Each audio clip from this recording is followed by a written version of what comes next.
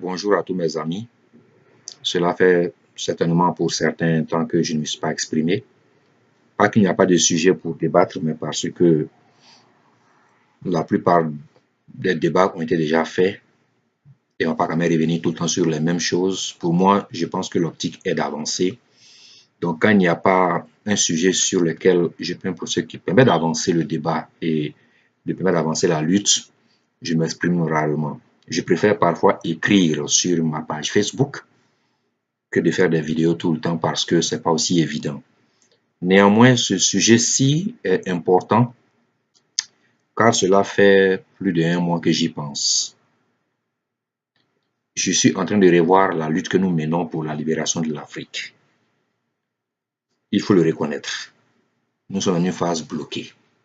Je vais dire que l'Afrique a été mise en guerre depuis la bulle papale de Pape Nicolas IV, le 8 janvier 1454, quand il a adressé cette bulle papale au roi Alfonso de Portugal, auquel il demandait de venir prendre l'Afrique, les habitants et leurs biens, pour les mettre au service de l'Église catholique. C'est ce qui a été fait par le Portugal.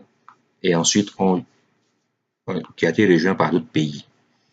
Depuis donc ce temps, nous sommes dans un conflit avec ceux qui nous ont envahis. La résistance a commencé dès lors. Mais on constate nous-mêmes que malgré nos résistances, on est toujours sous la domination de ceux qui nous ont déclaré la guerre depuis 1454. Quand c'est comme cela, on fait une pause. On fait une analyse objective de la situation avant de savoir laquelle des luttes peut permettre de porter. Ici, le problème n'est pas de lutter. L'idéal est que la lutte obtienne des résultats. Malheureusement, il est normal de le reconnaître, notre lutte ne porte aucun fruit. Certains disent que ça avance. Ils prennent comme prétexte que la conscience des gens, ils sont déjà conscients. Moi, je ne sais plus en quoi les Africains ne sont pas conscients de ce qu'ils traversent. Ceux qui vont mourir dans la Méditerranée ne sont pas des inconscients. C'est la conscience de la pauvreté, de la misère, provoquée justement, comme ils le disent eux-mêmes dans la traversée, par leur leader qui les pousse à quitter l'Afrique. Ils sont déjà conscients.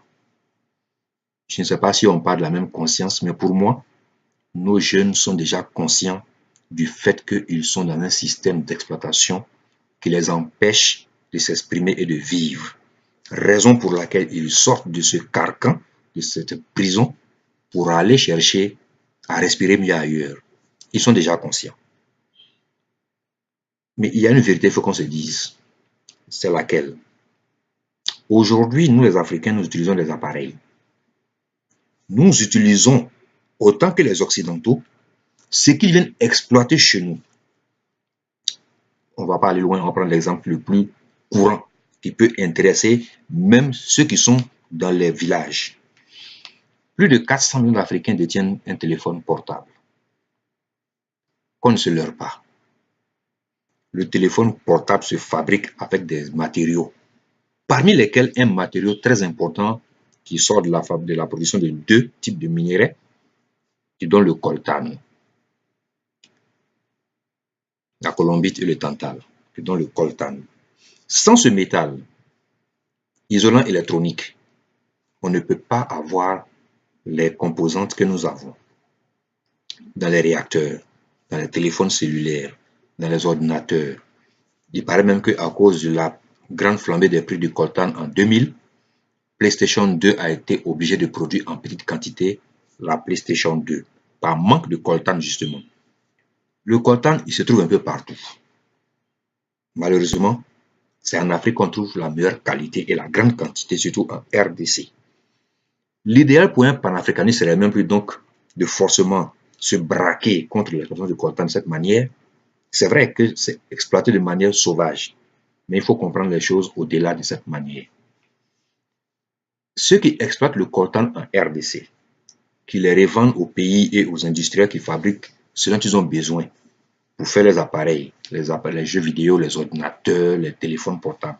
Après, à qui vont-ils vendre ces appareils? Qui les consomme? Les Africains sont aussi parmi les consommateurs de ces appareils. On ne va pas se leurrer.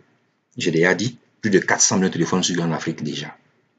Et on espère, et d'après les chiffres, d'ici 2040, sur les 2 milliards d'Africains qu'il y aura, plus de 1 milliard d'Africains auront des téléphones. Mais ces téléphones contiennent du coltan exploité par des gens en RDC. On a deux chemins à suivre. Si on veut que ça arrête, ce qu'on exploite en Afrique de manière sauvage, qu'on déplore, en ce moment que tous les Africains laissent tomber leur téléphone portable, laissent tomber tous les appareils qu'ils achètent qui contiennent du coltan. Je vais dire, si nous boycottons le coltan et que nous en avons et que nous pouvons le boycotter réellement, s'il n'y a pas d'acheteur d'appareils qui contiennent du coltan, la logique voudrait que le prix du coltan baisse et qu'on ne puisse pas, puisque ceux qui vont acheter vont plus acheter en quantité parce qu'il n'y a pas de clients pour acheter ce qu'ils vont fabriquer.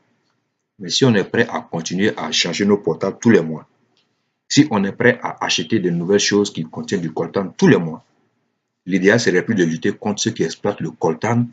L'idéal serait que on se serve de cette opportunité que nous donne la chance d'être en Afrique, de n'acheter que ce que fabriquent les Africains. C'est là que je vais venir à mon panafricanisme. Je vais dire que l'idéal serait que les Africains qui fabriquent des téléphones portables, nous puissions qu'acheter avec nos frères. Quoi qu'il en soit, un téléphone fabriqué par un Africain va contenir du coltan. Un téléphone fabriqué par un Chinois va contenir du coltan. Un autre téléphone fabriqué par un Américain va contenir du coltan.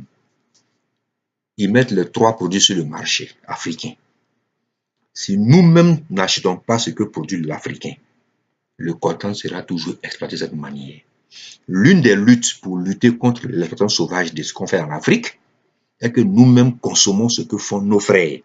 Et j'informe les gens que depuis 2014, un Congolais fabrique des téléphones et des tablettes, mais beaucoup ne savent pas. Il a d'avoir fait les premières expériences, je l'ai suivi. On se moquait de lui, je me rappelle très bien, dans les années 2014-2015. On se moquait de lui ici en Afrique. On ne l'a pas soutenu en tant que tel, mais il a lutté. Aujourd'hui, il fait des bons téléphones. Combien on s'en marque de téléphones en Afrique? La question est là d'abord, avant de parler même de on nous exploite. Combien d'Africains possèdent le VMK? Parce qu'il a appelé ça le VMK, il a dit que c'est Vumbuka, que c'est la seconde langue du pays qui est la langue, le Kituba. Combien d'Africains sont en Afrique utilisent le VMK? Ils sont combien? Combien ont dessus des iPhones? Combien ont su des LG? Combien ont su des Huawei? Combien ont su les ZTE? Combien ont su les Samsung? La question est là. Donc la lutte panafricaniste n'est pas dans le rejet de certains contrats que nous faisons avec les gens, mais la lutte panafricaniste s'inscrit aussi dans la consommation des produits que font nos frères. Si tous les Africains vont acheter le VMK, 400 millions de téléphones, vous croyez que ce monsieur sera pauvre? Non. Vous croyez que le coltan qu'il va acheter va l'exploiter comme le font les Occidentaux? Non.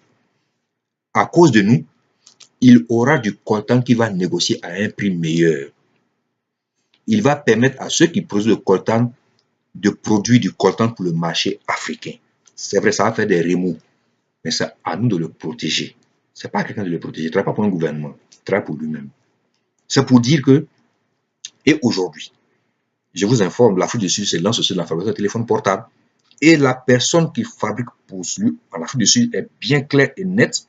Je peux mettre après le lien si vous voulez. Il dit la base de la téléphonie en Afrique est le Congo. Et c'est au Congo qu'ils ont la technologie pour faire les téléphones portables. C'est là-bas qu'il a été formé lui aussi. Avant de revenir en Afrique du Sud, monter son téléphone pour faire des téléphones portables. Voilà ce qu'on appelle le panafricaniste.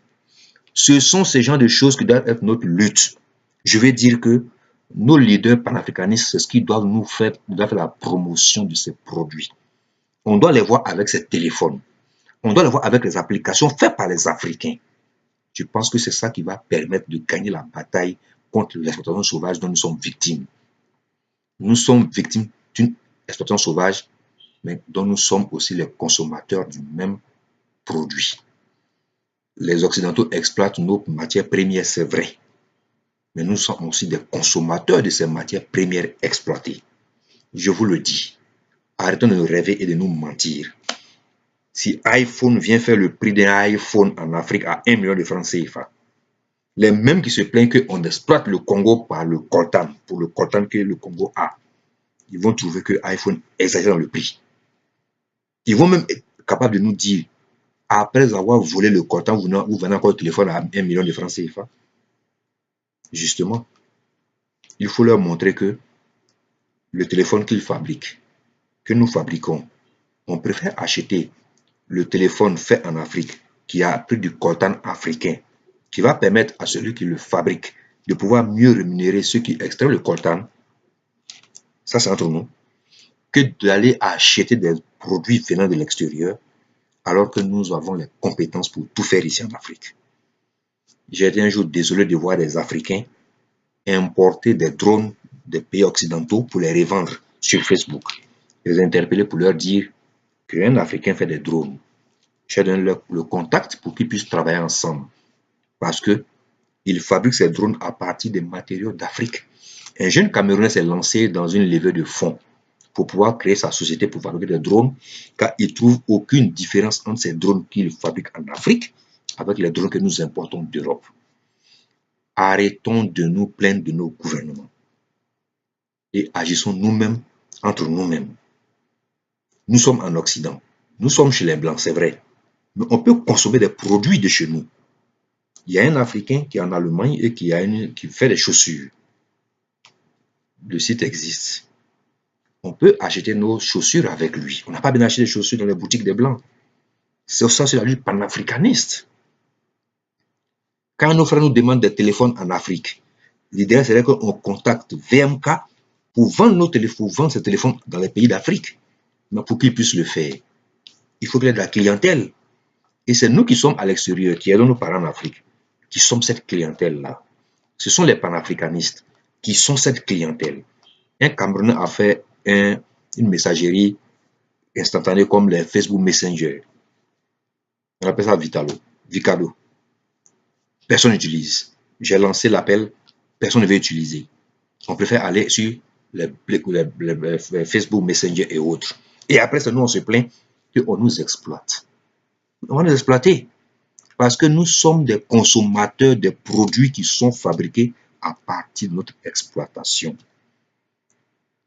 Si on consomme ce qui sort de notre exploitation, c'est un cycle. On va toujours nous exploiter. Il faut casser le cycle en ne consommant plus ce qui sort de notre exploitation. Merci.